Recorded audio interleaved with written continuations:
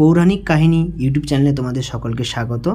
প্রিয় হিন্দু ধর্মের বন্ধুরা, এই চ্যানেলটা নতুন এবং এই চ্যানেলে আজ থেকে পৌরাণিকের সমস্ত গল্প কাহিনীগুলো আলোচনা করা হবে। তো তোমরা চ্যানেলটিকে সাবস্ক্রাইব করে দিও এবং যাতে আমরা এইভাবে নতুন নতুন ভিডিও নিয়ে আসতে পারি। তো আজকে এই তুলসী দেবীর কাহিনী অবলম্বনে এই ভিডিওটা বানানো হয়েছে। তুলসীর মাহাত্ম্য, পৌরাণিক কাহিনী, তুলসীর বীরত্বের কাহিনী এবং তার কষ্টের কাহিনী সমস্ত কিছু এই চ্যানেলে আলোচনা করা হবে। তো তার আগে আমরা জানি তুলসী দেবীর নাম। তুলসী দেবীকে বিভিন্ন নামে চিহ্নিত করা হয়। কেউ বলে বৃন্দা, কেউ বলে বিষ্ণুপ্রিয়া, তাই না? বিভিন্ন নামে, কেউ বলে দিবপ্রিয়া। তো বিভিন্ন নামে তুলসী দেবীকে চিহ্নিত করা হয়।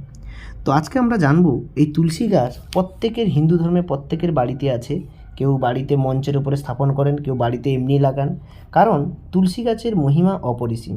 বিজ্ঞান মতে তুলসী গাছকে ভেষজ উদ্ভিদ হিসাবে আখ্যা দেওয়া হয়েছে। তো আমরা জানবো আজকে বাস্তুশাস্ত্রের মতে কোন দিকে তুলসী গাছ লাগালে খুব ভালো ফলদায়ক হয় এবং কোন দিকে লাগালে আমাদের অমঙ্গল হয়, সেই সম্পর্কে আমরা জানবো। আগে বলি, তুলসীর পিতার নাম ছিল ধর্মধ্বজ এবং মাতা ছিল কালনেমী, অর্থাৎ তার পিতা ধর্মধ্বজ এবং কালনেমীর মেয়ে ছিলেন তুলসী। তুলসীকে বিভিন্ন নামে হরিপ্রিয়া, বৈষ্ণবী বিভিন্ন নামেও সম্বোধন করা হয়। তো আমাদের তুলসী গাছের বিভিন্ন রকম ভেষজ গুণ আছে, যেমন সর্দি কাশি এবং বিভিন্ন ওষুধ তৈরিতে একে ব্যবহার করা হয়েছে। এই জন্য একে ভেষজ উদ্ভিদ হিসাবে আখ্যা দেওয়া হয়েছে। তো বিজ্ঞান এবং পৌরাণিক শাস্ত্র কেউ তুলসীকে ছাড়া চলতে পারে না, কারণ তুলসী গাছ অতীতে যখন আমাদের বিজ্ঞান প্রযুক্তি এতটা উন্নত ছিল না, এই গাছ বিভিন্ন রোগ নিরাময়ে কাজে লেগেছে। বাড়িতে একটি তুলসী গাছ রাখলে বেশ ভালো হয়। তুলসী গাছে যেমন ভেষজ গুণ আছে, তেমনি শাস্ত্রমতে এই গাছের গুরুত্বও অনেক। নানা পুজোতে লাগে তুলসী গাছ। অনেকেই মনে করেন এই গাছ ঘরে রাখলে ফিরে আসে সুখ সমৃদ্ধি। তবে তাই বলে যেখানে সেখানে গাছ রাখলে যে ভালো ফল পাবেন এমনটা নয়, বরং ভুল জায়গায় এই গাছ রাখলে ক্ষতি হওয়ার সম্ভাবনা প্রচুর। কিভাবে, কোথায় তুলসী গাছ রাখলে সৌভাগ্যের অধিকারী হবেন তা জেনে নিন এই চ্যানেলে। তুলসী গাছ লাগানোর সবচেয়ে উপযুক্ত দিক হলো উত্তর দিক। বাড়ি বা শহরাঞ্চলে ফ্ল্যাটের উত্তর দিক যদি খোলা হয়, তাহলে সেখানে রাখা উচিত তুলসী গাছ। তবে কেবল উত্তর দিকই তুলসী গাছ লাগানো যায় এমন নয়, উত্তর পূর্ব দিক করে রাখলেও সৌভাগ্য ফিরে আসে। বিজ্ঞান মতে তুলসীকে 4 ভাগে ভাগ করা হয়েছে। একটা আছে বাবুই তুলসী, রাম তুলসী, কৃষ্ণ তুলসী এবং শ্বেত তুলসী। তো আমরা যে তুলসী দিয়ে পুজো করি তাকে বলা হয় কৃষ্ণ তুলসী। কৃষ্ণ তুলসীর সাহায্যেই আমাদের বিভিন্ন রকম অনুষ্ঠান সম্পন্ন হয়। তো আজকে আমরা জানবো এই তুলসী দেবীর বীরত্বের কাহিনী সম্বন্ধে। তো বন্ধুরা, তোমরা জানো পুরাণে শঙ্খচূড় নামক এক অসুর ছিল। তো যে অসুর ভগবান ব্রহ্মার কাছ থেকে তপস্যা করে বর পেয়েছিল বিষ্ণু কবচ, অর্থাৎ তার মধ্যে যতদিন বিষ্ণুর কবচ থাকবে কেউ তাকে কখনো হত্যা করতে পারবে না। এছাড়াও তার কাছে একটা শক্তিশালী অস্ত্র ছিল, তা হলো প্রতিব্রতা স্ত্রী, যার নাম ছিল তুলসী বা বৃন্দা। তো এই দুই শক্তির সাহায্যে তিনি শঙ্খচূড় ত্রিভুবন জয় করেছিলেন। তার আগে বলে রাখি, এই শঙ্খচূড় আগের জন্মে ছিলেন শ্রীকৃষ্ণের প্রিয় ভক্ত বা বন্ধু শ্রীদামা। তো কি করে তিনি মর্তলোকে এলেন তার সম্পর্কে একটু বলে রাখি। না, আগের জন্মে যখন গোলকে শ্রীকৃষ্ণ বসবাস করতেন, রাধা এবং শ্রীকৃষ্ণ গোলকে, অর্থাৎ নারায়ণ ও লক্ষ্মী রূপে, তো সেই সময় শ্রীদামা গোলকে গিয়ে শ্রীকৃষ্ণের সঙ্গে দেখা করতে গিয়েছিলেন এবং সেই সময় শ্রীকৃষ্ণ তাকে দরজা পাহারা দিতে বলেন, তিনি নিদ্রায় যাবেন। তো সেই সময় শ্রীদামা তিনি দরজায় পাহারা দেন প্রহরী হিসাবে। সেই সময় রাধা শ্রীকৃষ্ণের ঘরে ঢোকার জন্য অনুরোধ জানায়। অনেক সময় তর্ক বিতর্কের পর শ্রীদামা রেগে গিয়ে শ্রীরাধাকে অভিশাপ দিয়ে দেন যে তিনি মর্তলোকে 100 বছর থাকবেন শ্রীকৃষ্ণের থেকে দূরে। তো সেই অভিশাপে শ্রীরাধা এবং কৃষ্ণ মর্তলোকে দাপর যুগে কৃষ্ণ রাধার লীলা বা প্রেম কাহিনী আমরা শুনেছি।